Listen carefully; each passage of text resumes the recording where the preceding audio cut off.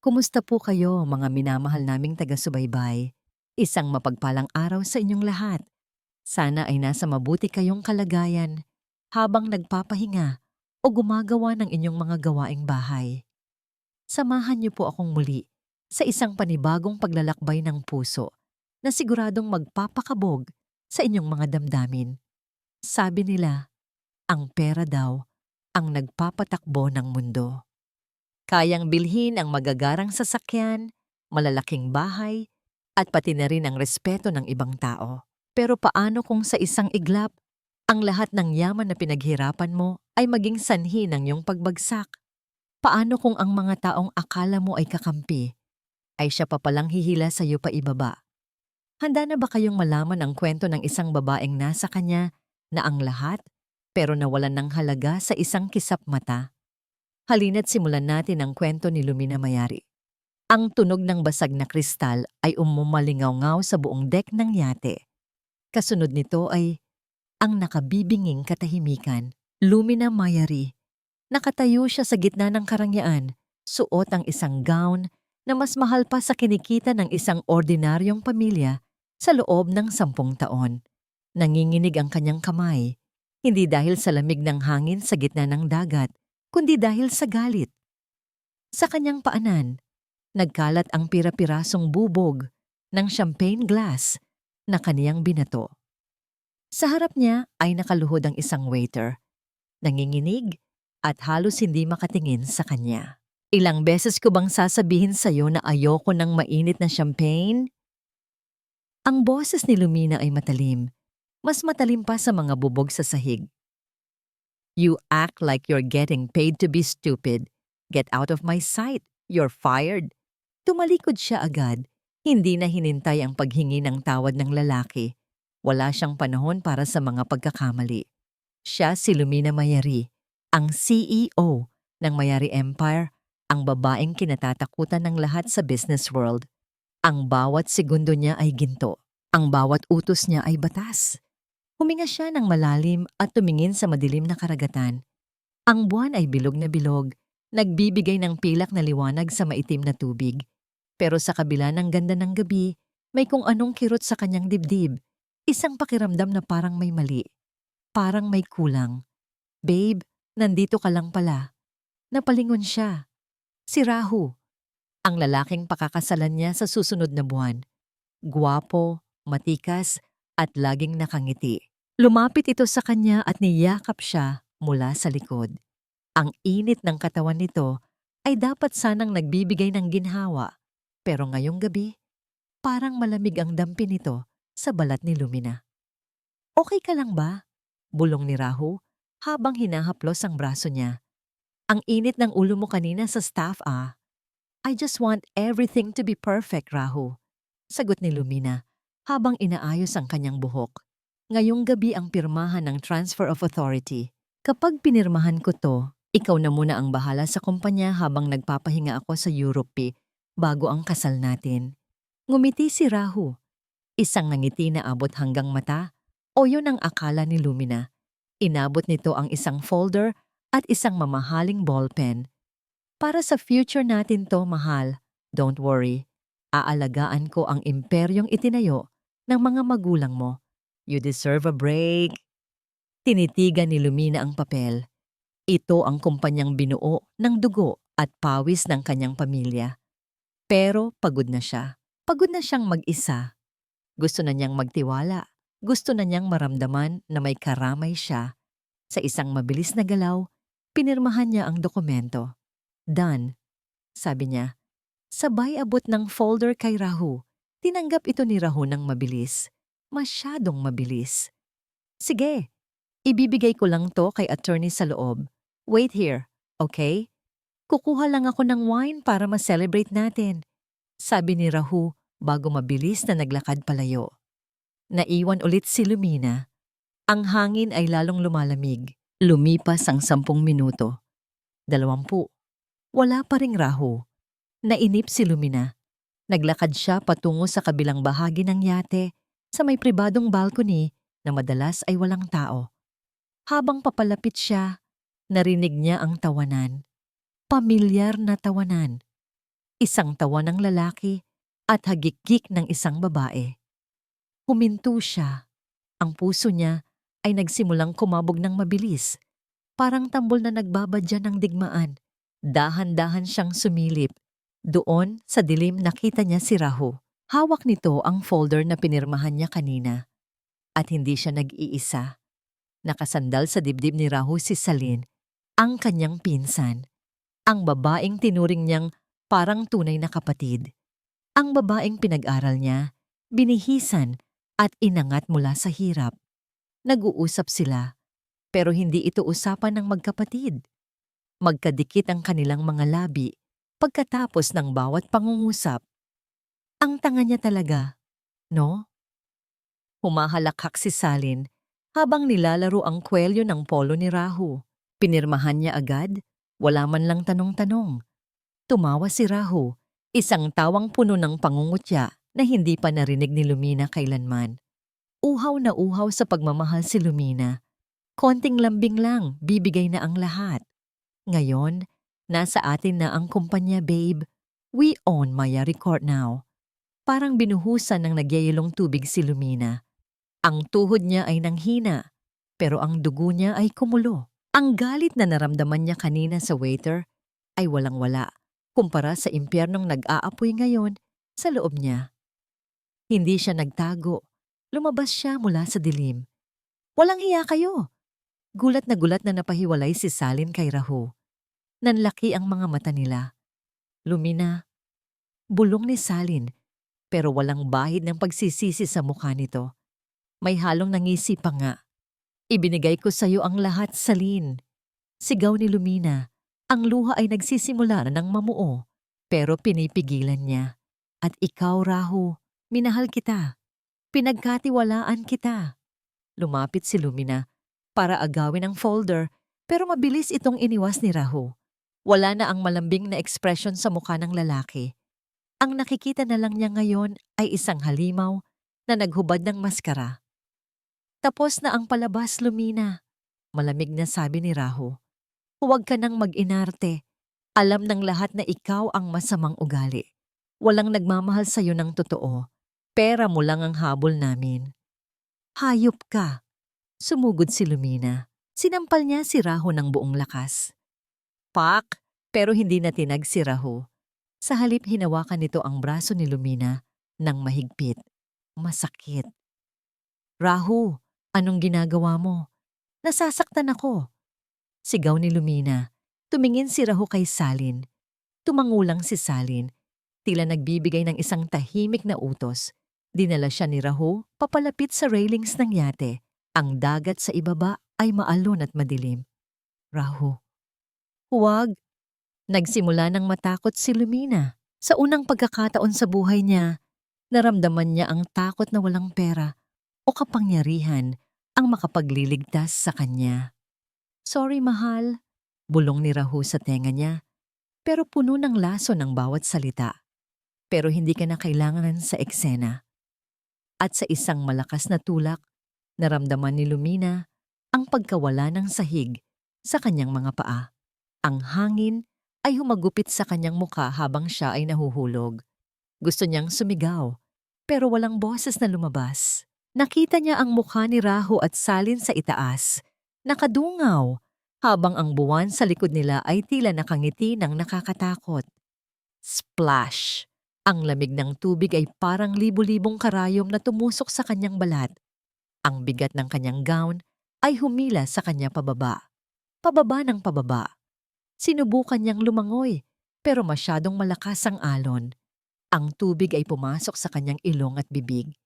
Ang lasa ng asin ay humalo sa lasa ng kanyang pagsisisi. Ang huling nakita niya bago siya tuluyang lamunin ng dilim ay ang liwanag ng buwan sa ibabaw ng tubig na unti-unting lumalabo at lumalayo. Ako si Lumina Mayari, mayaman, makapangyarihan, at ngayon, ako ay mag-isa. At pagkatapos, wala na. Puro dilim na lang. Malakas ang hampas ng alon sa pampang ng Barrio Agos Paso.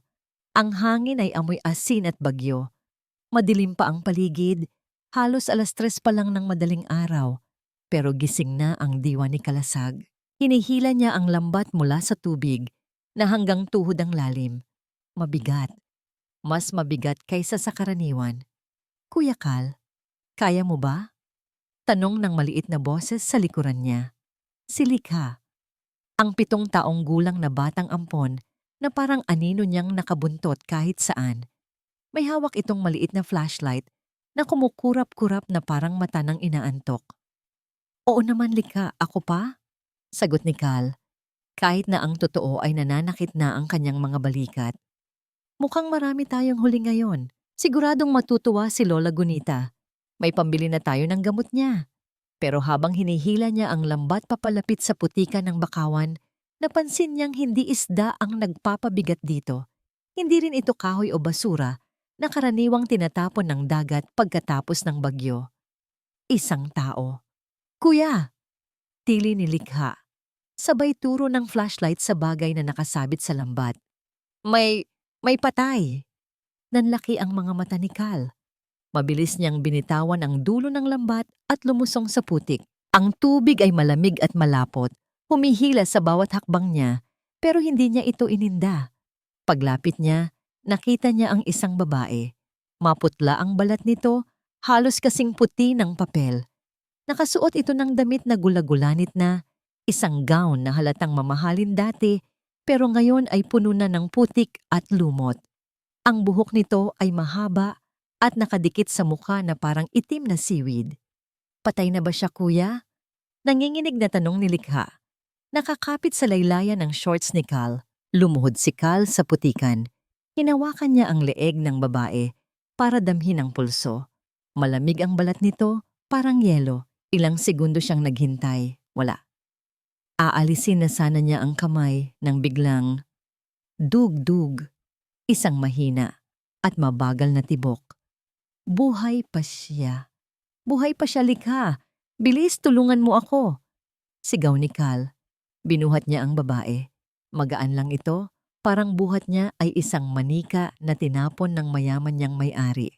Ang putik ay dumikit sa kanyang mga braso at sa mamahaling tela ng damit ng babae. Habang tumatakbo sila pabalik sa kanilang maliit na kubo, ramdam ni Kal ang bawat mabigat na hininga ng babae sa kanyang balikat. Bawat hakbang sa malambot na putik ay isang pakikipagbuno sa oras. Lola, Lola Gunita. Sigaw ni Kal pagkadating sa tapat ng kanilang bahay. Bumukas ang pinto at lumabas ang isang matandang babae na may hawak na gasera. Kahit madilim, bakas sa mukha ni Lola Gunita, ang gulat nang makita ang dala ng kanyang apo. Diyos ko, kalasag. Sino yan? Patay ba siya? Buhay pa po, Lola. Pero mahina na ang pulso. Nakuha namin sa lambat sa may bakawan. Mabilis na sagot ni Kal habang maingat na inihihiga ang babae sa isang lumang papag na may banig. Agad na kumilos si Lola Gunita. Kumuha siya ng mga tuyong tela at mainit na tubig. Sa ilalim ng liwanag ng gasera, mas lalong naging malinaw ang itsura ng babae. Kahit puno ng putik, hindi maikakaila ang ganda nito. Isang gandang hindi mo makikita sa Barrio Agos Paso. Ang kanyang mga kuko ay maayos ang pagkakamanicure at sa kanyang daliri ay may kumikinang na singsing na tila sapat na para bilhin ang buong barangay nila. Tingnan mo ang kanyang suot, Lola, bulong ni Kal habang pinagmamasdan ang punit-punit na gown. Hindi siya taga rito. Baka isa siya sa mga mayayamang turista na nahulog sa barko. Huwag ka munang mag-isip ng kung ano-ano, Kal. Saway ni Lola Gunita habang dahan-dahang pinupunasan ang mukha ng babae.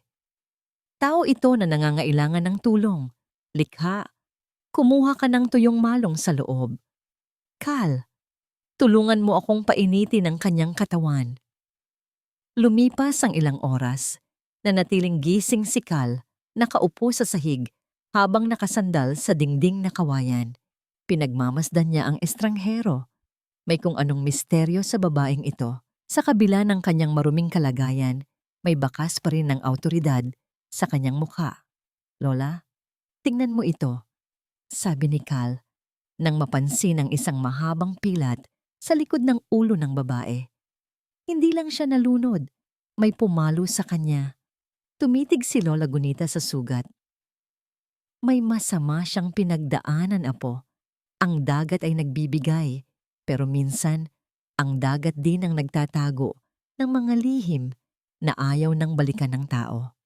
Biglang gumalaw ang mga daliri ng babae.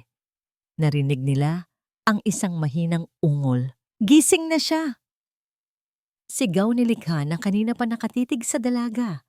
Dahan-dahang imulat ng babae ang kanyang mga mata. Malabo ang kanyang paningin. Ang unang nakita niya ay ang bubong na gawa sa nipa at ang mukha ng isang matandang babaeng may malalim na mga kulubot pero may napakabait na mga mata. Nasaan ako?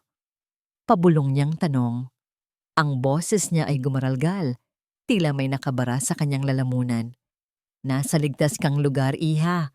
Malambing na sagot ni Lola Gunita. Kami ang nakakuha sa'yo sa dagat.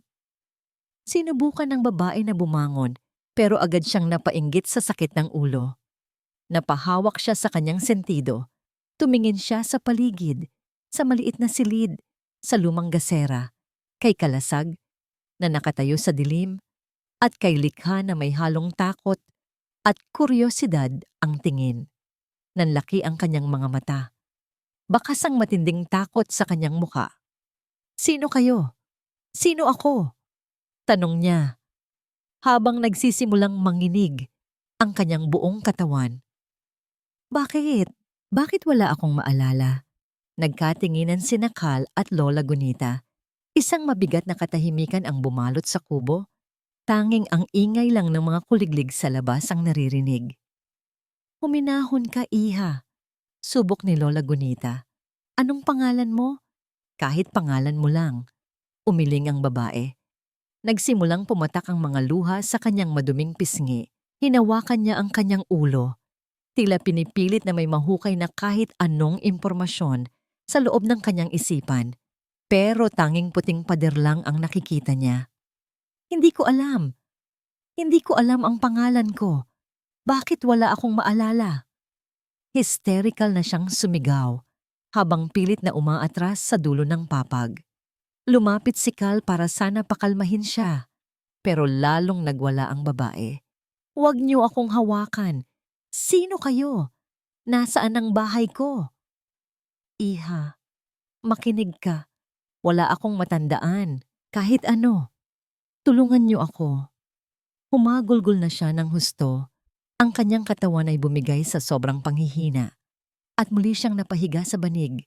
Yakap ang kanyang sarili. Tumingin si Kal kay Lola Gunita. Ang kanyang pagiging mapaghinala kanina ay napalitan ng isang kakaibang pakiramdam. Isang halo ng awa at responsibilidad. Diwa, biglang sabi ni Lola Gunita. Po? Tanong ni Kal. Iyon ang itatawag natin sa kanya habang hindi pa niya nahanap ang kanyang sarili. Diwa. Dahil ang kanyang diwa ay naiwan sa gitna ng dagat at kailangan nating tulungan siyang mabuo muli. Tumingin si Kal sa babaeng ngayon ay mahimbing nang natutulog dahil sa sobrang pagod. Diwa. Isang pangalang simple pero may lalim. Sa tingin mo po ba, Lola? May naghahanap sa kanya? Tanong ni Kal habang nakatingin sa mamahaling singsing na suot pa rin nito. Malamang, apo. Pero kung ang mga taong naghahanap sa kanya ay ang mga taong naglagay sa kanya sa ganitong kalagayan, mas mabuting manatili muna siyang diwa rito sa atin. Nagising si Diwa dahil sa tilaok ng manok at sa nakakasilaw na liwanag na tumatagos sa mga siwang ng dingding na kawayan. Masakit ang bawat bahagi ng kanyang katawan at ang kanyang lalamunan ay tuyong-tuyo. Pagbangon niya, nakita niya si Likha na nakaupo sa sahig, seryosong nilalaro ang isang maliit na kotse-kotsehan na gawa sa lata. Napansin ng bata, nagising na siya. Gising ka na, Ate Diwa, sabi ni Kuya Kal. Huwag ka daw muna umalis sa banig kasi baka mahulog ka, sabi ng bata na may malawak na ngiti. Diwa, bulong niya sa sarili, hindi pa rin siya sanay sa pangalang ibinigay sa kanya.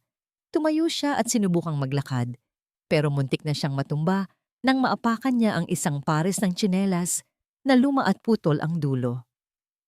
Diyos ko, ano ba itong suot ko?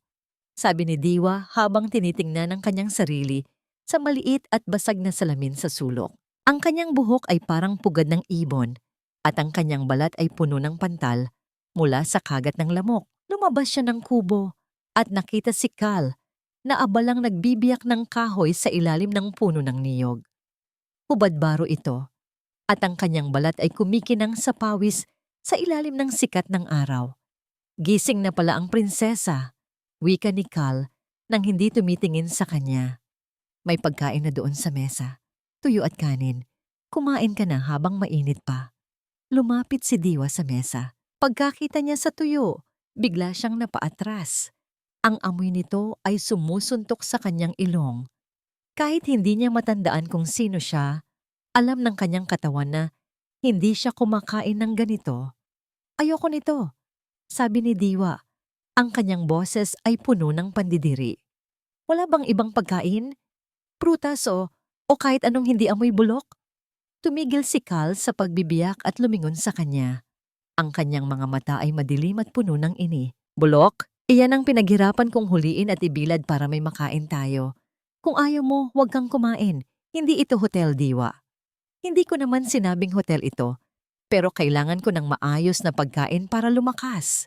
Sagot ni Diwa, ang kanyang dating awtoridad bilang CEO ay lumalabas ng hindi niya namamalayan. Kung ganoon, tumulong ka rito. Hamon ni Cal, huwag kang tumayo lang dyan na parang estatwa. Hugasan mo yung mga palayok doon sa may po.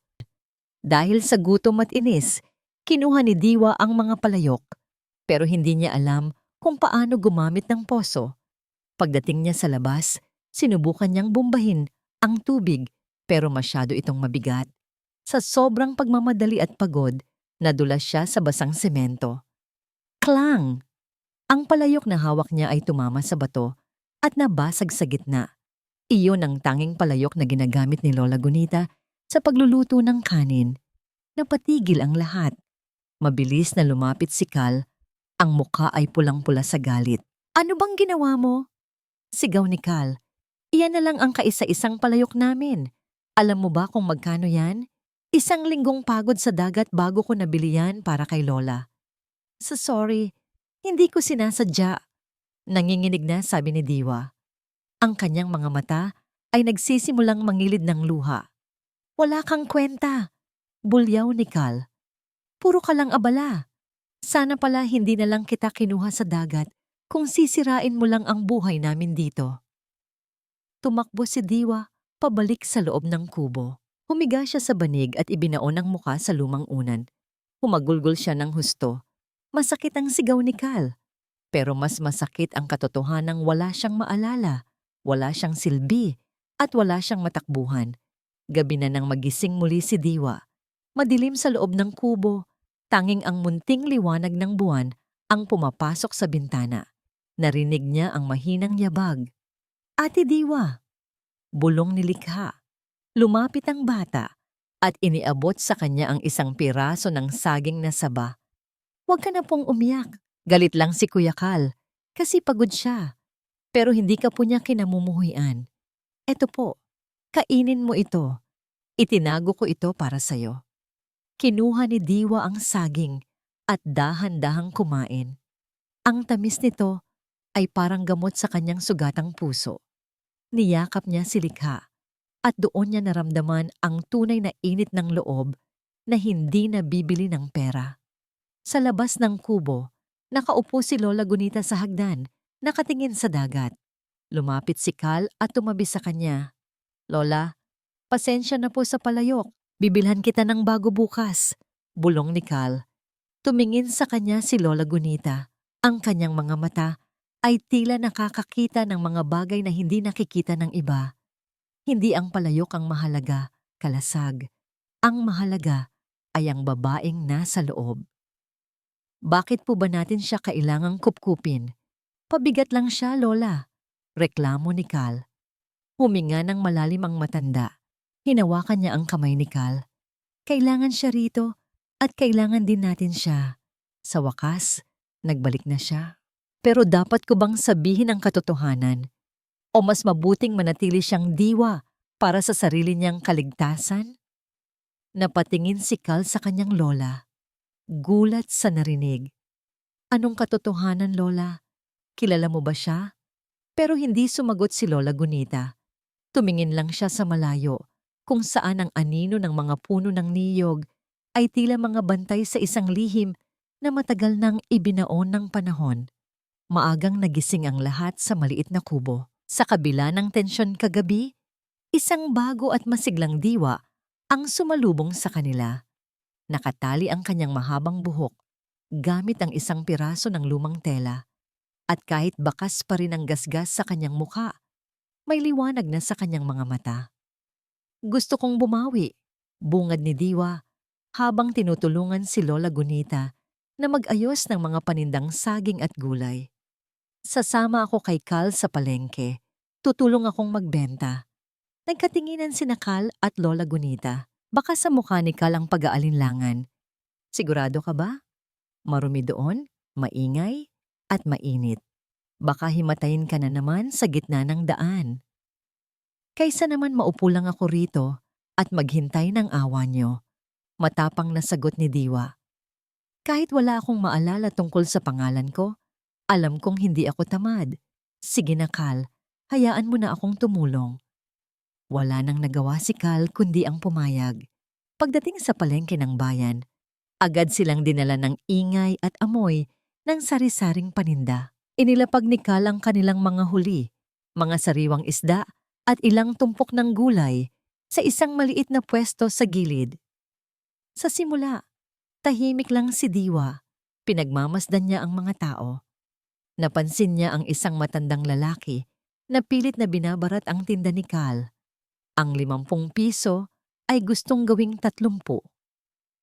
Masyadong mahal naman. Hal naman ito, iho. Reklamo ng mamimili.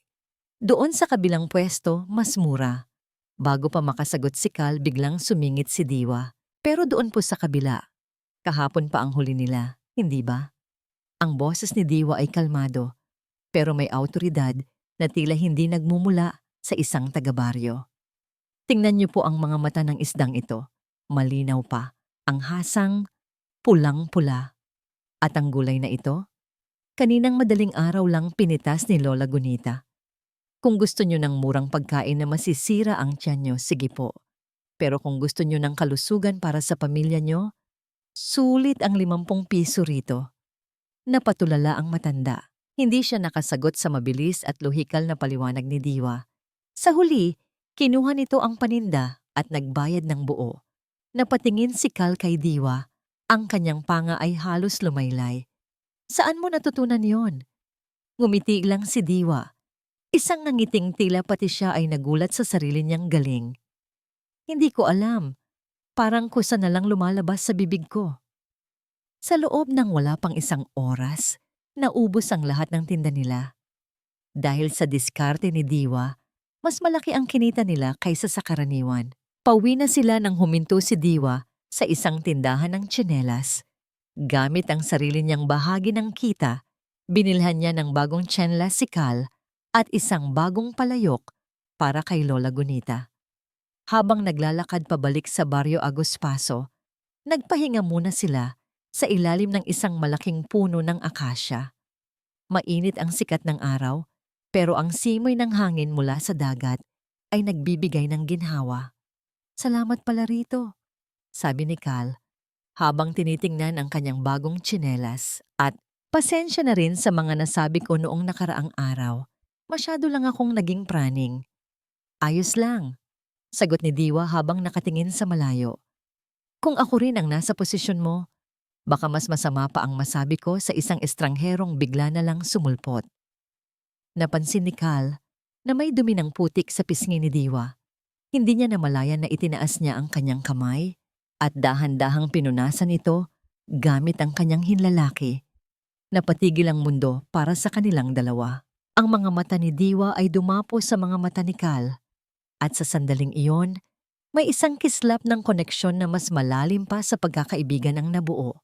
Ngumiti si Cal. Isang tunay at tapat na ngiti na nagpatunaw sa natitirang takot sa puso ni Diwa.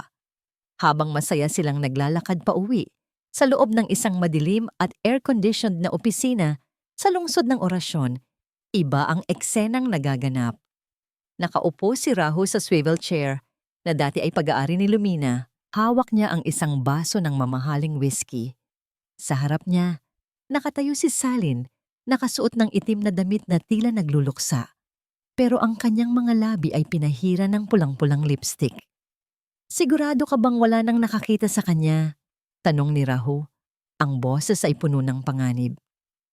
"Wala na, mahal," sagot ni Salin habang lumalapit at yumayakap sa leeg ni Rahu. Ang mga pulis, naniwala na aksidente ang lahat. Bukas na bukas, ilalabas na ang balita na pumanaw na ang nag-iisang tagapagmana ng Mayari Empire dahil sa trahedya sa dagat. Wala nang hahadlang sa atin. Tumawa ng mahina si Rahu. "Mabuti, ihanda mo na ang mga dokumento para sa resort project sa Barrio Agospaso. Gusto kong simulan ang demolisyon sa susunod na linggo. Wala akong pakialam kung may mga taong mawalan ng bahay. Ang mahalaga, sa atin na ang lahat." Hindi nila alam, sa ilalim ng liwanag ng gasera sa Barrio Agospaso, inilalabas ni Lola Gunita ang isang lumang litrato mula sa kanyang baul. Isang litrato ng isang batang babae na may suot na korona, katabi ang isang bunuwii na may suot na parehong kwintas na suot ni Lola Gunita ngayon. Hinaplos ng matanda ang mukha ng bata sa litrato.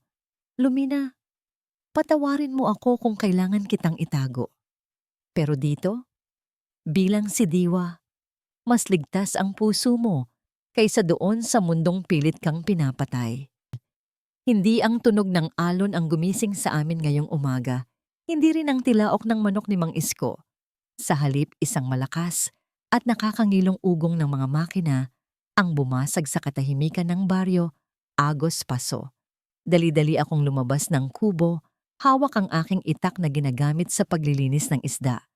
Sa labas, nakita ko ang tatlong itim na SUV na kasing kintab ng sapatos ng mga bilyonaryo, nakaparada sa gitna ng aming maputik na kalsada. Sa likod ng mga sasakyan, may dalawang dambuhalang bulldozer na tila mga halimaw na handang lumamon ng kahit ano. Anong nangyayari dito? Sigaw ko habang lumalapit sa kumpol ng mga tao. Nakita ko ang mga kapitbahay ko, sina Aling Nena, Mang Tino, at ang iba pa, na lahat ay may bakas ng takot at pagkalito sa mukha. Sa gitna nila, bumukas ang pinto ng isa sa mga SUV. Isang babae ang bumaba. Naka-shades siya, suot ang isang puting dress na halatang napakamahal at may hawak na mamahaling bag. Pagbaba niya, diring-diri niyang tiningnan ang putik na dumikit sa kanyang sandals. "Diyos ko, what a disgusting place," bulong niya, pero sapat na para marinig naming lahat. Siya si Salin, ang babaeng napanood ko sa lumang dyaryo na kasama ni Rahu Alcantara. "Sino kayo? At anong kailangan niyo sa amin?" tanong ni Mang Tino, ang tumatayong pinuno ng aming barangay. Ngumisi ang babae, isang nangising walang kaluluwa. "I am Salin Dugo, representing Mayari Corporation. We are here to claim this land. Simula ngayong araw, ang buong baybayin ng Agos Paso ay pag-aari na ng kumpanya para sa itatayong Mayari Sands Resort. Mayroon kayong 24 na oras para lisanin ang mga barong-barong nyo." Nagkagulo ang mga tao. Ang iba ay nagsimulang umiyak. Ang iba naman ay sumigaw sa galit. "Hindi maaari. Dito na kami ipinanganak at dito na rin kami mamamatay." Sigaw ko habang humahakbang palapit sa kanya. "Security!" tamad na tawag ni Salin. Agad akong hinarang ng dalawang malalaking lalaki na nakauniporme ng itim. "Listen, you filthy people. We have the titles. We have the law on our side. Huwag nyo nang pahirapan ang mga sarili nyo." Sa gitna ng kaguluhan, naramdaman ko ang paglabas ni Diwa mula sa aming kubo. Nakita ko ang kanyang mukha. Namumutla siya, nanginginig, at nakahawak sa kanyang ulo. Ang kanyang mga mata ay nakapako kay Salin. Ate Diwa, okay ka lang? Tanong ni Likha na nakakapit sa kanyang kamay. Pero hindi sumasagot si Diwa. Parang estatwa siyang nakatitig. Sa bawat salitang lumalabas sa bibig ni Salin, tila may martilyong pumupukpok sa loob ng utak ni Diwa. Isang imahe ang pilit bumabalik sa kanya, isang yate, isang gabi, at ang parehong mukhang ito na nakatingin sa kanya habang nahuhulog siya sa dagat. Biglang humakbang si Diwa.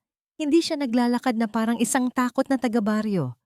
Ang kanyang likod ay tuwid, ang kanyang baba ay nakataas. Ang aura niya ay biglang nagbago. Isang awtoridad na hindi ko maipaliwanag ang bumalot sa kanya. Tumayo siya sa harap ni Salin. Kahit suot niya ang lumang duster ni Lola Gunita at tsinelas na putol, tila mas matayog pa siyang tingnan kaysa sa babaeng nasa harap niya. Tigilan niyo ito, malamig na sabi ni Diwa. Ang boses niya ay hindi na gumaralgal. Ito ay matalim at puno ng kapangyarihan. Napatigil si Salin. Tinanggal niya ang kanyang shades at tiningnan si Diwa mula ulo hanggang paa. May kislap ng gulat at takot sa kanyang mga mata, pero mabilis niya itong itinago sa likod ng isang tawa. And who are you? Isang pulubi na sinusubukang maging bayani? Pangungutya ni Salin. Umalis ka sa dinadaanan ko bago ko ipag-utos na unahin ang bahay niyo sa pagbuwag. Ang titulong sinasabi mo, huwad iyon, sabi ni Diwa. Ang kanyang boses ay mas lalong lumalamig. Ang lupang ito ay nakareserba bilang protektadong komunidad sa ilalim ng Mayari Foundation, hindi ng corporation. Walang karapatan ang board na ibenta ito nang walang pirma ng chairman. Nabitawan ni Salin ang kanyang hawak na dokumento. Paano mo nalaman ang tungkol doon? Hindi nakasagot si Diwa. Ang sakit sa kanyang ulo ay umabot na sa sukdulan. Nakita niya ang isang mamahaling kwintas sa leeg ni Salin. Ang kwintas na kinuha mula sa kanyang sariling alahas bago siya itulak sa dagat. Iyong kwintas. Bulong ni Diwa. Alisin niyo ang babaeng ito sa harapan ko. Sigaw ni Salin, halatang natataranta na. Ngayon na, turuan niyo ng leksyon ang mga bastos na ito. Sumugod ang mga security guard. Hinarang ko sila. Huwag niyo siyang hahawakan. Isang malakas na suntok ang tumama sa sikmura ko. Napaluhod ako sa putikan. Narinig ko ang tili ni Likha at ang sigaw ng mga tao. Sinubukan kong tumayo, pero isa pang sipa ang tumama sa aking muka. Nalasa ko ang dugo. Kuya Kal, sigaw ni Diwa. Sa gitna ng kaguluhan, sa gitna ng sakit at galit, parang may sumabog na bumbilya sa loob ng isipan ni Diwa. Ang mga anino ay naging malinaw. Ang mga boses ay nagkaroon ng pangalan. Ang dilim ay napalitan ng isang nag-aapoy na katotohanan. Tumingin si Diwa sa SUV, kung saan nakita niya ang isang lalaking nakaupo sa loob, nanonood lang habang ngumingiti. Isang lalaking may pamilyar na mga mata, bago siya tuluyang mawalan ng malay dahil sa tindi ng sakit sa kanyang ulo. Isang pangalan ang kusang kumawala sa kanyang mga labi. Isang pangalang puno ng puot at paghihiganti. Rahu. At pagkatapos niyon, bumagsak si Diwa sa putikan. Kasabay ng aking pagbagsak, ang huling narinig ko ay ang malakas na tawa ni Salin habang unti-unting lumalabo ang mundo sa aking paningin. Ang kadiliman ay hindi na kasing bigat ng dati. Sa loob ng aking isipan, ang mga pira-pirasong alaala ay muling nabubuo, parang isang basag na salamin na dahan-dahang nagdidikit. Ang amoy ng mamahaling pabango ni Salin, ang malamig na boses ni Rahu, ang tunog ng hangin bago ako lumubog sa dagat. Lahat ay bumalik sa akin sa isang iglap. Ako si Lumina Mayari. Hindi ako si Diwa. Hindi ako isang taga-baryo na walang pangalan. Idinilat ko ang aking mga mata. Ang unang nakita ko ay ang dumi sa kisame ng kubo ni Lola Gunita. Pero hindi katahimikan ang sumalubong sa akin. Isang impyerno ng ingay ang nasa labas.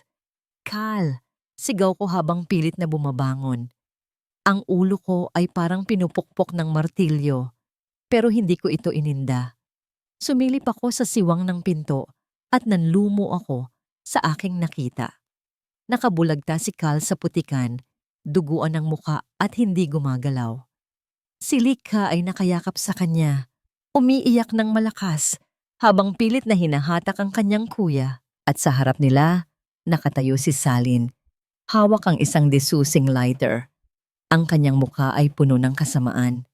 Tapusin na natin ito, maras na sabi ni Salin. Sunugin ang barong-barong na yan.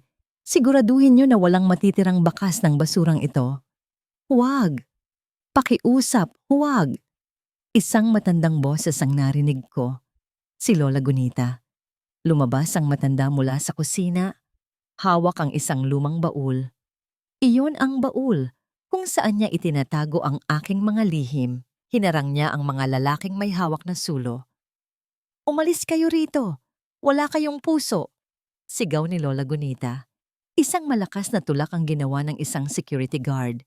Tumalsik ang matanda sa loob ng kubo, kasabay ng paghagis ng sulo sa bubong na gawa sa tuyong nipa. Lola, tili ko. Mabilis na nagliyab ang apoy. Ang tuyong dahon ng niyog ay parang papel na nilamon ng naglalagablab na init. Agad na bumalot ang makapal na usok sa loob ng maliit na silid. Hindi ko na naisip ang aking kaligtasan. Tumakbo ako patungo kay Lola Gunita na nakahandusay malapit sa nasusunog na dingding. Ang init ay humahagupit sa aking balat. Parang gustong sunugin ang bawat alaala ko ng hirap at pasakit. Lola, tara na. Kailangan nating lumabas. Sigaw ko habang pilit siyang kinakaladkad. Pero umiling ang matanda. Ang kanyang mga mata ay nakatitig sa akin ng may malalim na pagmamahal. Inabot niya ang aking kamay. Ang kanyang balat ay tuyo at mainit. Lumina, anak! Bulong niya. Napatigil ako. Alam niya kung sino talaga ako simula pa noong una. Lola, wag na po kayong magsalita. Ilalabas kita rito. Hindi na, anak. Pagod na ang puso ko. Ubo niya habang ang usok ay pumapasok sa kanyang baga. Ang baul, ang mga papel sa loob. Iyon ang susi mo para mabawi ang lahat. Kunin mo. Lumaban ka. Lola, hindi kita iiwan. Umiiyak kong sabi. Isang bahagi ng bubong ang bumagsak sa pagitan namin. Naghiwalay ang aming mga kamay. Ang apoy ay naging isang pader na hindi ko mataboy. Tumakbo ka na. Alagaan mo si Cal. Alagaan mo si Likha. Huling sigaw ni Lola Gunita bago siya lamunin ng makapal na usok at apoy. Lola! Wala akong nagawa. Gamit ang natitirang lakas, niyakap ko ang maliit na baul at tumalon palabas ng bintana. Bago tuluyang gumuho ang buong kubo, bumagsak ako sa putikan, hindi kalayuan kay Cal. Ang init ng apoy ay nasa likuran ko, pero ang lamig sa aking puso ay mas matindi. Tumingin ako sa paligid. Ang mga SUV ay mabilis na humaharurot palayo. Iniiwan ang aming baryo na nagliliyab at puno ng pighati. Gumapang ako patungo kay Cal. Hinawakan ko ang kanyang pisngi. Cal, gumising ka. Pakiusap, wag mo rin akong iwan. Dahan-dahang imulat ni Cal ang kanyang mga mata. Nang makita niya ako, pilit siyang ngumiti sa kabila ng dugo sa kanyang labi. Diwa, okay ka lang ba? Hinalikan ko ang kanyang noo. Ang aking mga luha ay humahalo sa putik at dugo sa kanyang mukha. Sa sandaling iyon, ang huling bahagi ng aking puso na dati ay gawa sa yelo at pera ay tuluyan ng natunaw. Hindi ako si Diwa, Cal. Bulong ko sa kanya habang nakatingin sa naglalagablab na abo ng bahay ni Lola Gunita. Ako si Lumina Mayari at sisiguraduhin kong magbabayad sila sa bawat luhang pumatak ngayong gabi. Tumayo ako sa gitna ng nagbabagang baryo. Hawak ang baul ni Lola. Ang aking mga mata ay hindi na puno ng takot. Wala na ang babaeng nawawala sa dagat. Ang nagbabalik ay isang rinang handang sunugin ng mundo para sa hustisya. Ang puot ay naging mas matamis kaysa sa anumang yaman. At ang gabi ay naging saksi sa pagsilang ng isang bagong lumina. Isang babaeng wala ng kinatatakutan dahil wala na siyang natitirang mawawala. Amoy abo pa rin ang aking balat. Kahit anong kuskos ko gamit ang malamig na tubig mula sa poso, hindi mawala-wala ang amoy ng nasunog na pangarap at ang huling hininga ni Lola Gunita. Nakatitig ako sa maliit na baul na nakaligtas sa apoy. Sa loob nito, hindi lang mga lumang papel ang nahanap ko. May isang maliit na device, isang satellite phone na luma na, pero gumagana pa. At isang maliit na susi sa isang bank vault na matagal ko nang kinalimutan. Alam ni Lola Gunita, alam niya na darating ang araw na kakailanganin ko ang mga ito. Ate Diwa, napatitig ako kay Cal. Nakasandal siya sa puno ng niyog, may benda ang ulo, at hirap pa ring igalaw ang kanyang kaliwang braso.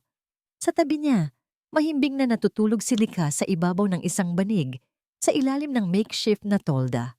Nawalan kami ng bahay, pero narito pa rin sila. Ngumiti ako. Isang ngiti na pilit kong ginagawang diwa, pero alam kong may iba ng ningning ang aking mga mata. Ayos lang ako, Cal. Magpahinga ka na muna. Bulong ko. Magbabayad sila, Diwa. Pangako. Sabi ni Cal. Ang kanyang kamao ay nakakuyom. Hahanap ako ng paraan para mabawi natin ang hustisya para kay Lola. Tumangulang ako. Sa loob-loob ko, gusto kong sabihin, wag na, Cal. Ako na ang bahala. Mas marumi ang mundong kinalalagyan nila kaysa sa putik ng baryong ito. Hindi mo kailangang madumihan. Hinitay kong makatulog ng mahimbing si Cal nang masiguro kong tanging ang tunog na lang ng kuliglig at ang malayo at mahinang alon ang naririnig. Dahan-dahan akong lumayo sa kampo. Pumunta ako sa pinakamadilim na bahagi ng baybayin kung saan walang makakakita sa akin. Nanginginig ang aking daliri habang pinipindot ang mga numero sa satellite phone, isang numero na nakatago sa pinakamalalim na bahagi ng aking alaala. 3 ring. Pagkatapos, isang baritono at seryosong boses ang sumagot. Hello? Who is this? Leo. Tawag ko sa pangalan ng tanging tao sa Mayari Corp na alam kong hinding-hindi ako tatraydurin. Ang aking chief of security, sandaling tumahimik sa kabilang linya. Narinig ko ang pagkabitaw niya ng kung anong bagay. Ma'am Lumina? Ikaw ba yan? Pero, ang balita? Patay na ako sa balita, Leo. Pero ang totoo ay mas buhay pa ako sa kahit na sino sa inyo ngayon. Malamig kong sabi. Wala na ang malambing na tono ni Diwa. Ang boses na lumalabas sa akin ngayon ay ang boses na nagpatumba sa libo-libong kompetisyon sa negosyo. Nasaan ka, ma'am? Susunduin kita ngayon din. Hindi. Makinig ka sa akin ng mabuti, Leo. Huwag kang gagawa ng kahit anong ingay. Gusto kong ihanda mo ang aking black accounts. Ang perang hindi alam ni Rahu. At gusto kong mag-arkila ka ng isang penthouse sa ilalim ng pangalang Madam L. Magsisimula tayo sa lalong madaling panahon. Madam L? Yes. Mula sa araw na ito, hindi na si Lumina Mayari ang kilala nila. Isang bagong kalaban ang darating para bawiin ang bawat sentimo at bawat patak ng dugo na kinuha nila sa amin. Pagkatapos ng tawag, tiningnan ko ang kampo ni Cal mula sa malayo. Ang sakit sa aking dibdib ay parang hinihiwa ng kutsilyo. Gusto kong tumakbo pabalik, yakapin si Cal, at sabihin sa kanya na hinding-hindi ko siya iiwan. Gusto kong maging si Diwa na lang habang buhay, ang babaeng marunong magmahal at marunong lumigaya sa simpleng saging na saba. Pero alam kong kapag nanatili ako rito, dadating at dadating ang mga tauhan ni Rahu para tapusin ang sinimulan nila. Para maprotektahan ko si Cal at si Likha, kailangan kong maglaho. Bumalik ako sa tolda at kumuha ng isang piraso ng papel mula sa baul. Gamit ang isang uling mula sa nasunog naming bahay, nagsulat ako ng isang maikling liham. Cal, patawarin mo ako. Kailangan kong umalis para sa kaligtasan niyo. Huwag mo akong hanapin. Tandaan mo na sa gitna ng dilim, Ikaw ang naging liwanag ko. Alagaan mo si likha. Magkikita tayong muli kapag ang lahat ay maayos na. Nagmamahal diwa. Iniwan ko ang liham sa tabi ng unan ni Cal. Kinuha ko ang kwintas ni Lola Gunita, ang tanging alaala ng aking muling pagkasilang. Hinalikan ko ang noo ni Likha at sandaling pinagmasdan ang mukha ni Cal, ang lalaking nagturo sa akin na ang tunay na yaman ay hindi nasa bangko, kundi nasa pusong handang magsakripisyo. Salamat, Cal. Salamat sa pagliligtas sa akin. Bulong ko sa hangin. Tumalikod ako at naglakad patungo sa kalsada kung saan naghihintay ang isang itim na sasakyan na pinadala ni Leo. Hindi na ako lumingon. Ang bawat hakbang ko palayo sa Barrio Aguspaso ay isang hakbang patungo sa impyernong aking itatayo para kina Rahu at Salin. Ang reyna ay nagbabalik at sa pagkakataong ito, wala siyang ititira kahit abo. Ang hapdi ng mga sugat sa aking katawan ay unti-unti nang humuhupa, pero ang apoy sa aking dibdib ay lalong naglalagablab. Nakatayo ako sa harap ng isang malawak na salamin sa penthouse na inihanda ni Leo. Hindi ko na makilala ang babaeng nasa harap ko. Suot ko ang isang itim na silk dress na tila sumisipsip sa lahat ng liwanag sa paligid. Ang aking buhok, na dati ay puno ng alikabok at abo ng Barrio Aguspaso, ay maayos na ngayon at makintab. Sa aking mukha ay isang manipis na lace veil na nakakabit sa isang eleganteng sombrero, sapat na para itago ang aking mga mata. Pero kitang-kita ang talim ng aking mga labi na pinahiran ng pulang-pulang lipstick. Madam L, handa na po ang lahat, bulong ni Leo mula sa likuran ko. Ang mga imbitasyon, tanong ko nang hindi lumilingon. Nakaayos na po. Ang buong board ng Mayari Corporation ay nandoon ngayong gabi para sa launching ng Mayari Sands Resort. Akala nila, ito na ang simula ng kanilang tagumpay. Ngumiti ako, isang nangiting walang init. Hindi nila alam, ito na ang simula ng kanilang pagluhod. Pagbaba ko sa sasakyan sa harap ng isang sikat na hotel, sinalubong ako ng mga flash ng kamera. Pero hindi nila alam kung sino ang kinukunan nila. Ang balita sa lahat ng social media ay tungkol sa isang misteryosong investor mula sa Europe, isang bilyonaryong nagngangalang Madam L. Pagpasok ko sa ballroom, ang bango ng mamahaling bulaklak at alak ay tila nanununtok sa aking sikmura. Naalala ko ang amoy ng tuyo at ang usok ng nasunog na kubo ni Nakal. Ang kaibahan ng dalawang mundong ito ay sapat na para masuka ako sa galit. Sa gitna ng entablado, nakita ko sila.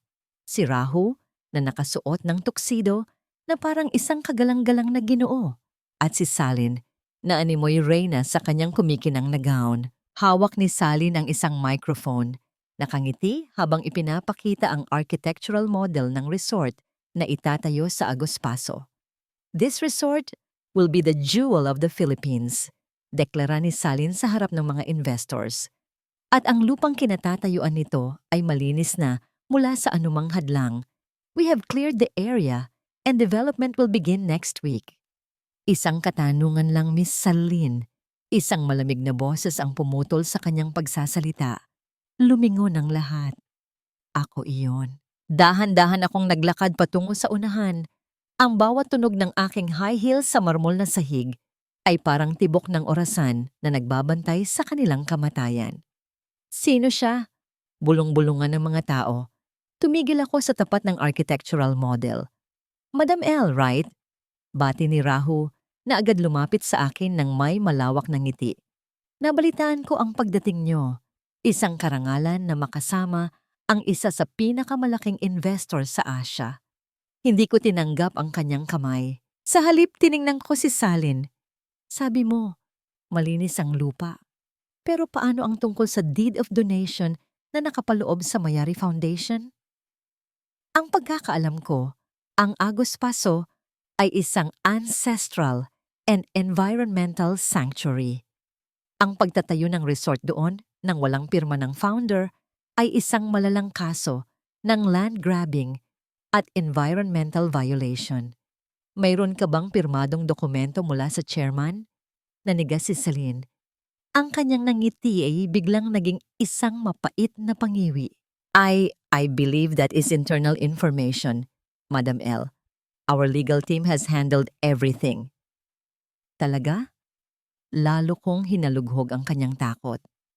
Dahil ang balita ko, ang legal team nyo ay nahaharap din sa investigasyon dahil sa mga huwad na dokumento. At ang modelong ito? It's inefficient. Masyadong malapit sa shoreline. Isang malakas na bagyo lang lalamunin ito ng dagat. Halatang hindi pinag-isipan ng mga eksperto o baka naman ang namumuno sa proyektong ito ay walang alam sa negosyo. Narinig ko ang mahihinang tawa at bulong ng mga board members sa paligid. Namula si Salin sa hiya. Who do you think you are to question me in my own event? Sigaw niya, nawawala na ang kanyang poise. Salin, tumahimik ka. Suway ni Rahu, pero huli na. Napansin na ng lahat ang kawalan ng kakayahan ni Salin. Lumapit si Rahu sa akin, ang kanyang mga mata ay nanunuri. May kung anong kakaiba sa tingin niya. You seem to know a lot about Mayari Corporation, Madam L. Have we met before? Your voice, it sounds strangely familiar. Tumitig ako sa kanya mula sa likod ng aking manipis na veil. Nararamdaman ko ang bilis ng pintig ng aking puso. Pero hindi ito takot. Ito ay pananabik. Ang boses ko ay boses ng katotohanan, Mr. Alcantara. At ang katotohanan ay madalas na nakakalimutan ng mga taong nabubuhay sa kasinungalingan. Iniwan ko silang tulala. Sa gitna ng ballroom, naglakad ako palabas ng may taas noo. Ramdam ko ang paningin ni Rahu na nakabuntot sa akin hanggang sa makasakay ako sa sasakyan. Ma'am, nakuha ko na po, sabi ni Leo pagpasok ko sa loob. Inilagay ko ang spy microphone sa ilalim ng mesa nila. Binuksan ni Leo ang recorder. Narinig namin ang boses ni Rahu, galit na galit. Anong ginawa mo, Salin? Pinahiya mo tayo sa harap ng board. Sino ba ang babaeng yan? Hindi ko alam, Rahu, pero kinakabahan ako sa kanya. Parang alam niya ang lahat. I don't care who she is, malamig na sabi ni Rahu. Kuhanin mo ang baso na ginamit niya kanina. Gusto kong ipacheck ang fingerprint niya. May kung anong kakaiba sa Madam L na yan. At kung sino man siya, hindi ko papayagang masira niya ang lahat ng pinaghirapan nating makuha. Napahawak ako sa aking dibdib. Ang laro ay naging mas mapanganib. Pero habang iniisip ko ang huling tingin ni Rahu, ang naisip ko lang ay si Cal. Nasaan na kaya siya? Alam ko bang sa mga sandaling ito, ang fingerprint na hinahanap ni Rahu ay ang fingerprint ng babaeng pinatay niya o ang babaeng minahal ng isang mangingisda sa gitna ng putikan? Ang bawat desisyon ko ngayon ay may kapalit. Pero handa na akong ibigay ang lahat basta't makita ko silang bumagsak sa ilalim ng sarili nilang maskara. Mainit ang semento ng kalsada sa tapat ng dambuhalang gusali ng Mayari Corporation. Ang ingay ng mga busina at ang usok ng lungsod ay nakakasakal. Pero mas nakakasakal ang sakit na nararamdaman ko sa aking dibdib. Hustisya para sa Aguspaso. Sigaw ko habang itataas ang isang karatula na gawa sa karton. Ibalik ang aming lupa. Hustisya para kay Lola Gunita. Sa likuran ko, ang mga kababayan ko mula sa baryo ay pagod na, gutom, at puno ng alikabok. 3 araw na kaming naglalakbay at nagkakamping dito sa harap ng opisina nila. Pero walang nakikinig, para lang kaming mga langaw na pilit itinataboy ng mga gwardiyang may hawak na mahahabang baton. Umalis na kayo rito, nakakaabala kayo sa trapiko. Sigaw ng isang security guard habang itinutulak ang matatandang kasama namin. Hindi kami aalis hanggat hindi lumalabas si Rahu Alcantara. Sagot ko. Pilit na nananatiling matatag kahit nanginginig ang aking mga tuhod sa gutom. Biglang tumahimik ang paligid ng isang mahabang itim na limusin ang dahan-dahang huminto sa tapat ng entrance. Ang mga gwardiya ay agad na nag-ayos ng tayo at gumawa ng harang para bigyang daan ang kung sino mang lula nito. Bumukas ang pinto. Isang babae ang bumaba. Naka-veil siya. Suot ang isang eleganteng itim na terno na tila kumikinang sa ilalim ng sikat ng araw. Ang bawat hakbang niya ay puno ng grasya at kapangyarihan. Siya si Madam L, ang misteryosong investor na balita sa lahat ng pahayagan. Madam, pakiusap, pakinggan niyo po kami. Sigaw ko, pilit na sumisingit sa barikada ng mga pulis. Ang kumpanyang pinapasukan niyo ay mga mamamatay tao. Sinunog nila ang aming mga bahay. Pinatay nila ang aming lola. Tumigil ang babae. Dahan-dahan siyang lumingon sa direksyon ko. Sa kabila ng manipis na lace veil, tila naramdaman ko ang isang pamilyar na kuryente. Ang hugis ng kanyang mukha, ang paraan ng kanyang pagtayo. Diwa? Bulong ko. Halos hindi makapaniwala. Diwa, ikaw ba yan? Napansin ko ang bahagyang paggalaw ng kanyang mga balikat. Tila napatigil siya sa paghinga. Pero sandali lang yon. Lalo siyang tumayo ng tuwid. Sino ang taong ito? Malamig niyang tanong sa kanyang assistant. Ang boses niya. Ito ang boses ni Diwa, pero wala na ang lambing. Ito ay boses ng isang taong hindi kailanman nakatikim ng hirap. Madam, isa po siya sa mga raliista mula sa Agos Paso. Sagot ng assistant. Lumapit ako. Pilit na inaabot ang kanyang kamay. Diwa, alam kong ikaw yan. Bakit ka nandyan? Bakit ganyan ang suot mo? Akala ko ba iniwan mo kami para magtago? Tulungan mo kami, Diwa. Ikaw lang ang nakakaalam ng katotohanan. Tumingin siya sa akin. Ngayon ay direkta sa aking mga mata. Ang mga matang dati ay puno ng pagmamahal nung hinuhugasan ko ang putik sa kanyang pisngi. Ngayon ay kasing lamig na ng yelo. Walang bakas ng pagkilala. Walang bakas ng awa. Mawalang galang na. Mister, sabi niya, ang bawat salita ay parang sampal sa aking mukha. Hindi ko alam kung sino ang tinutukoy mong diwa. At mas lalong wala akong pakialam sa mga hinaing nyo. Nakakaabala kayo sa negosyo ko. Marshall, pakialis ang mga taong ito rito. Masakit sa mata ang makakita ng dumi sa harap ng aking gusali. Pagkatapos nyon, tumalikod siya ng walang pag-aalinlangan. Parang gumuho ang langit sa ibabaw ko. Ang babaeng inalagaan namin, ang babaeng pinag-alayan ko ng aking puso, ay tinawag kaming dumi. Diwa! Hindi ikaw yan! Sigaw ko habang pilit akong hinahablot ng mga pulis.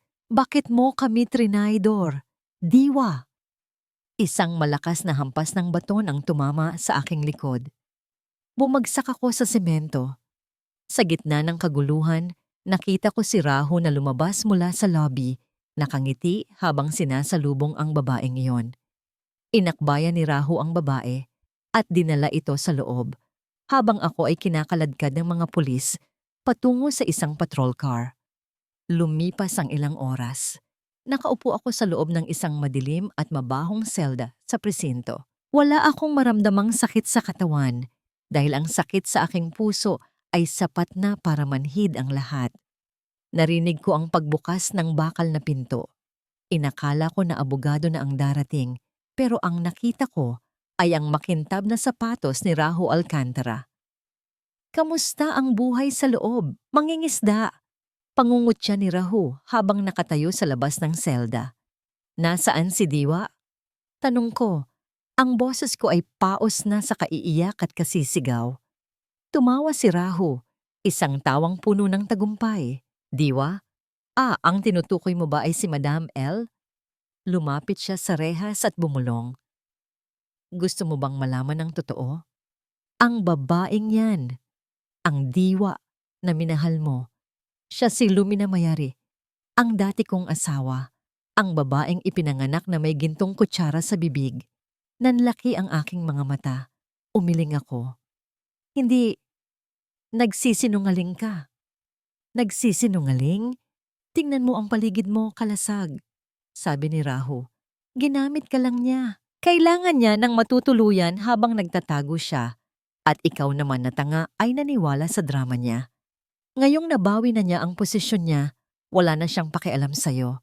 Para sa kanya, isa ka lang kasangkapan, isang maruming alaala mula sa isang lugar na gusto na niyang kalimutan. Hindi totoo yan. Mahal niya ako. Mahal? Humalakhak si Rahu. Ang isang reyna ay hindi kailanman magmamahal ng isang basurero. Tandaan mo yan habang nabubulok ka rito sa loob. Pinirmahan na ni Madam L ang go signal para sa demolisyon. Bukas na bukas, wala nang agos paso. At lahat ng yan, dahil naniwala ka sa isang maskara. Iniwan ako ni Rahu na mag-isa sa dilim. Napasandal ako sa malamig na pader. Hinakap ang aking mga tuhod at humagulgol ng tahimik. Ang lahat ng pinaglaban ko, ang lahat ng pinaniwalaan ko, ang lahat ay isang malaking kasinungalingan. Sabi nila, ang katotohanan ang magpapalaya sa'yo. Pero para sa akin, ang katotohanan ang siyang pumatay sa aking kaluluwa. Ang bawat hikbi ni Cal sa loob ng selda ay parang isang patalim na sumasaksak sa aking puso. Nakatayo ako sa anino ng madilim na pasilyo ng presinto. Pinapanood siya mula sa malayo. Gustong-gusto kong takbuhin ang rehas, hawakan ang kanyang mga kamay, at sabihing, Cal, patawarin mo ako. Ginagawa ko lang ito para protektahan ka. Pero hindi maaari. Kung malalaman ni Rahu na mahal ko pa rin ang mangingisdang nagligtas sa akin, gagamitin niya si Cal para tapusin ako. Ma'am, kailangan na nating umalis. Parating na ang mga tauhan ni Rahu. Bulong ni Leo sa likuran ko. Huminga ako ng malalim. Pinunasan ng isang luhang takas at muling isinuot ang aking maskara ng yelo. Naglakad ako palapit sa selda ni Cal. Ang tunog ng aking takong ay nagpaangat ng kanyang ulo.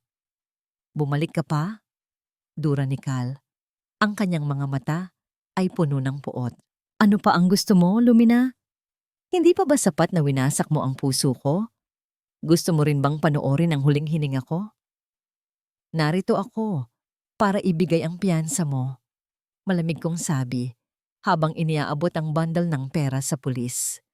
Umuwi ka na sa Aguspaso, Cal. Kalimutan mo na ako. Kalimutan mo na ang lahat ng nangyari sa atin. Kalimutan? Tumayo si Cal at lumapit sa rehas. Ang kanyang mukha ay pulgada na lang ang layo sa akin. Paano ko kakalimutan ang babaeng nagturo sa akin na ang mga bituin ay abot kamay lang, tapos bigla mo akong ihuhulog sa putikan? Hindi ko kailangan ng pera mo. Ikakamatay ko ba ang pagiging mahirap? Siguro. Pero ang pagtatraidor mo, iyon ang pumatay sa akin. Nanatili akong matigas. Ang pag-ibig ay para sa mga taong may oras para sa drama, Cal. Ako, marami akong kailangang bawiin. Tumalikod ako at naglakad palayo ng hindi lumilingon, kahit na bawat hakbang ko ay parang pagpunit sa sarili kong kaluluwa. Kinabukasan. Ang boardroom ng Mayari Corporation ay puno ng tensyon. Nakaupo si Rahu sa dulo ng mesa, kampanteng-kampante. Sa tabi niya ay si Sally na panalo ang nangiti. Naroon din ang lahat ng mga board members, handang pirmahan ang huling dokumento para sa tuluyang paglipat ng lahat ng asset ng kumpanya kay Rahu. Ngayong wala na si Lumina at ang Aguspaso ay atin na, sisimulan na natin ang bagong panahon ng Mayari Alcantara Group. Pahayag ni Rahu. Hindi ko matatanda ang binigyan kita ng pahintulot na palitan ang pangalan ng kumpanya ko, Rahu. Bumukas ang pinto ng malakas. Pumasok ako, hindi bilang Madam L, kundi bilang Lumina Mayari. Wala na ang veil, wala na ang sombrero. Ang aking buhok ay nakapusod ng mahigpit at ang aking mga mata ay nagniningas sa apoy ng katotohanan. Nagkagulo ang buong board. Napatalon si Salin sa gulat. Habang si Rahu ay nabitawan ng kanyang ballpen, namumutla na parang nakakita ng multo. Lay Lumina? Nauutal na sabi ni Salin. Patay ka na. Nakita namin. Nahulog ka. Pasensya na kung nabigo ko ang inasahan nyo. Sabi ko habang naglalakad patungo sa harap ng projector. Masyadong malakas ang agos ng dagat para sa isang tulad ko. pero mas malakas ang kapit ko sa hustisya. Security! Ilabas ang babaeng ito. Isa siyang impostor. Sigaw ni Rahu. Pilit na itinatago ang panginginig ng kanyang boses. Huwag kayong kikilos. Sigaw ni Leo na pumasok kasama ang 2 pulis. Pindot ko ang remote. Sa malaking screen, lumabas ang isang video recording. Hindi ito galing sa CCTV. Ito ay galing sa secret recording device na nakatago sa aking waterproof na relo noong gabing iyon sa yate. Malinaw ang boses ni Rahu. Sorry, mahal, pero hindi ka na kailangan sa eksena. At ang huling eksena ay ang kanyang kamay na malakas na tumulak sa akin pababa sa dagat.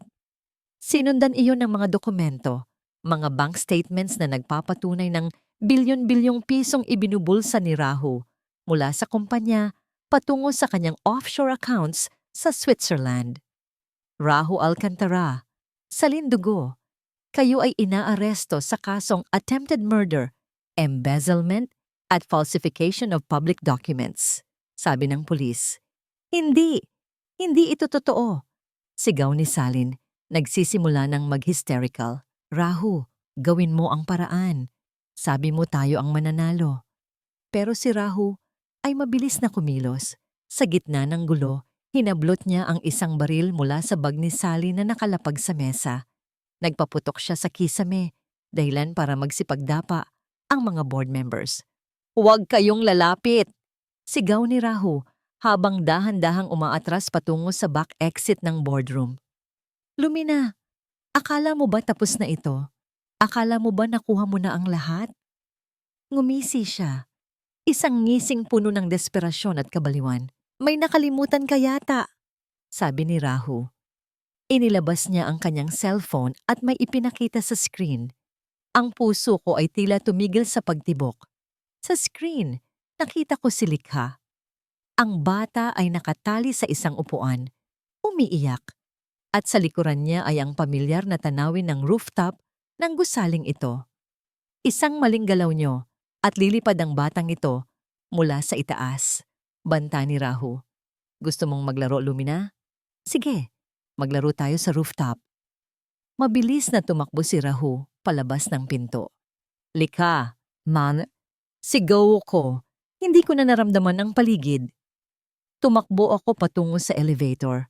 Ang aking isip ay tanging ang mukha lang ni Likha at ang pangako ko kay Lola Gunita ang laman.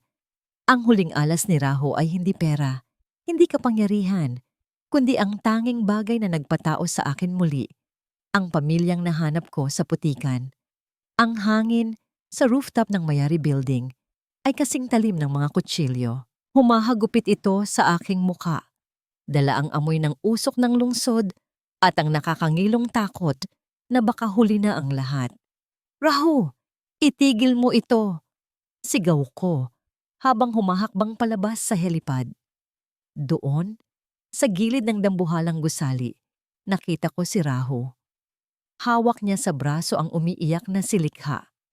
Ang bata ay nakatayo sa mismong sementong pasamano. Isang maling galaw lang ay mahuhulog na ito sa kalsada sa ibaba. Sa tabi nila, nakasandal si Salin sa pader, nanginginig at tila nawawala na sa sariling isip. Huwag kang lalapit, Lumina, bulyaw ni Rahu. Ang kanyang mga mata ay nanlilisik, puno ng desperasyon ng isang taong wala nang matatakbuhan. Ibigay mo sa akin ang access codes, ibalik mo ang lahat ng accounts sa pangalan ko. Kung hindi, isasama ko ang batang ito sa impyerno. Ate Diwa, tulong po! Tili ni Likha. Ang bawat iyak niya ay parang hinihiwa ang aking bituka. Bitawan mo ang bata, Rahu.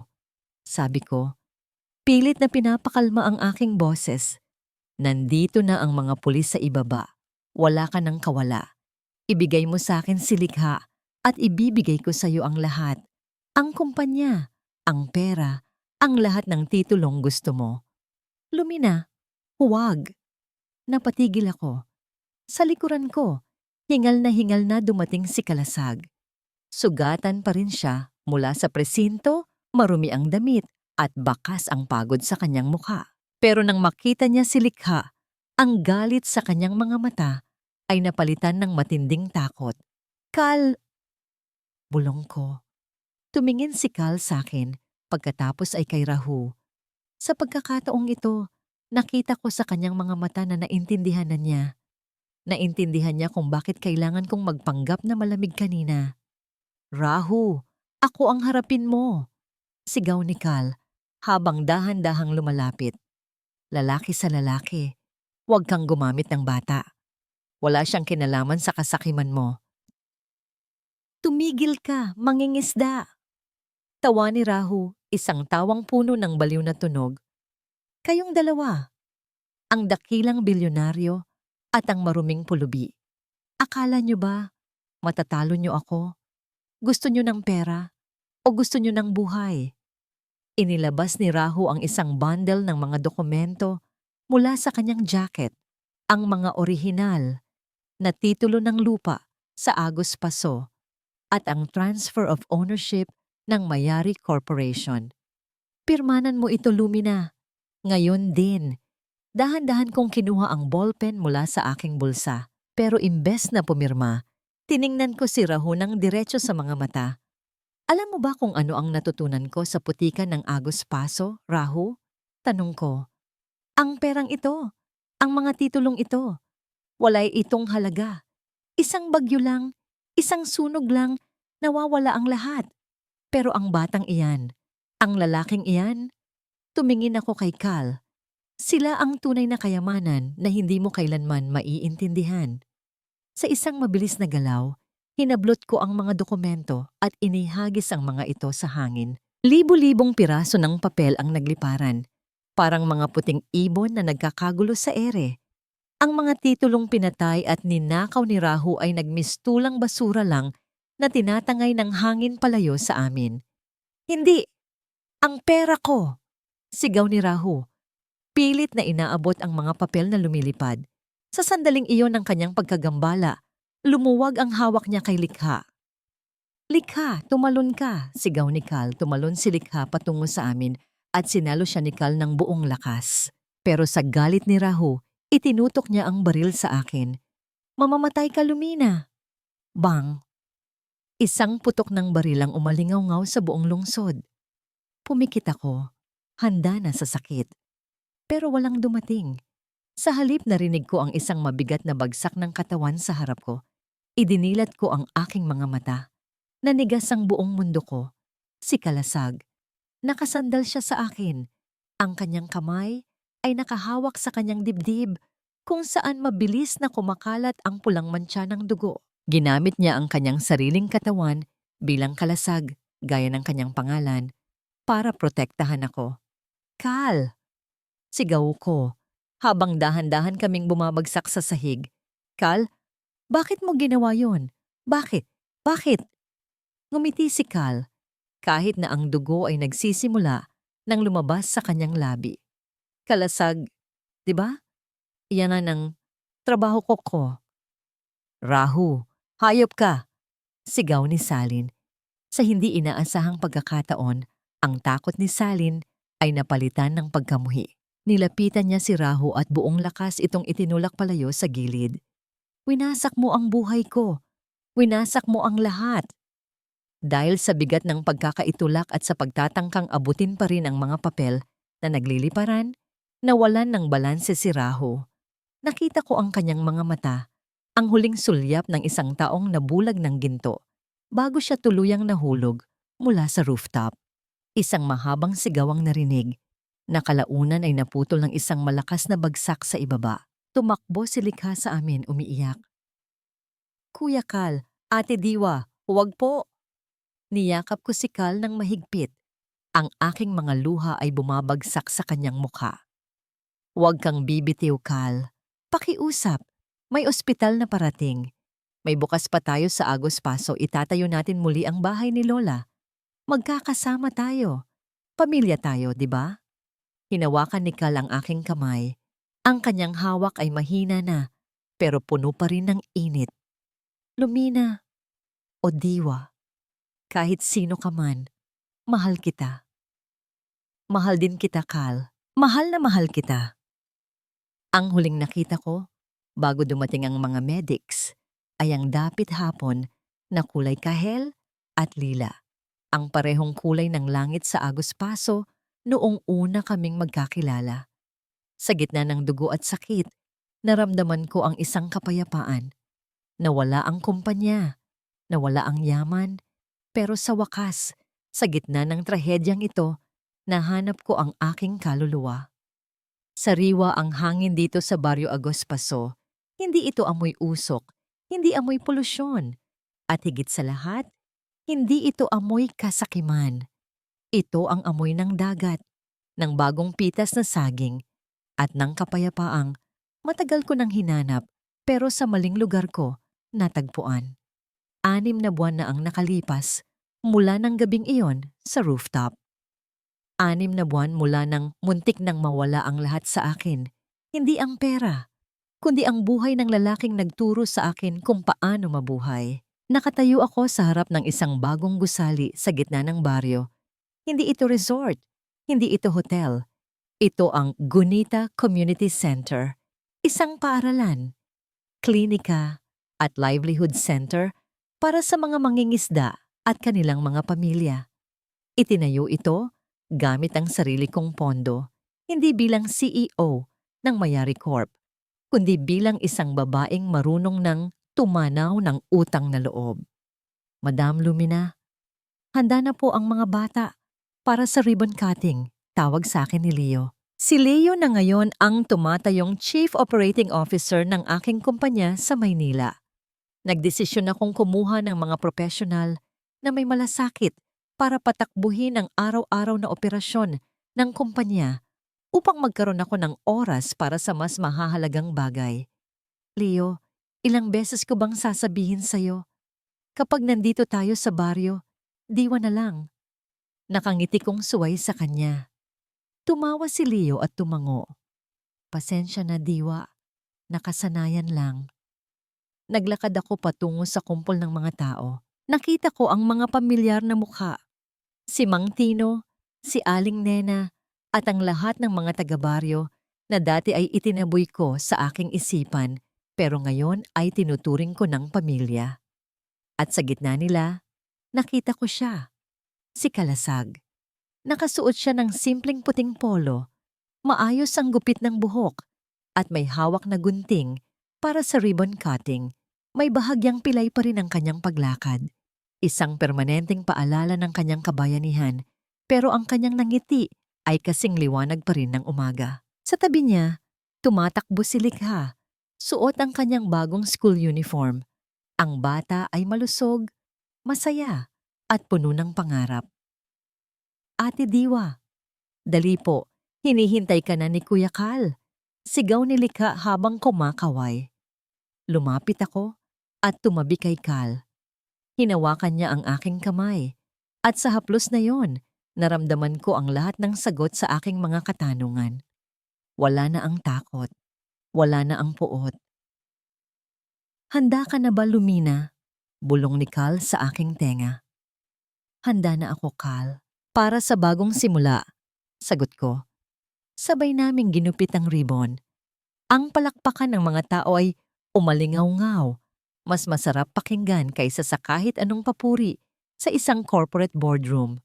Matapos ang seremonya, naglakad kaming dalawa ni Kal patungo sa baybayin habang unti-unting lumulubog ang araw. Ang langit ay nagkulay kahel, lila, at ginto. Isang obra maestrang hindi kayang bilhin ng kahit anong yaman.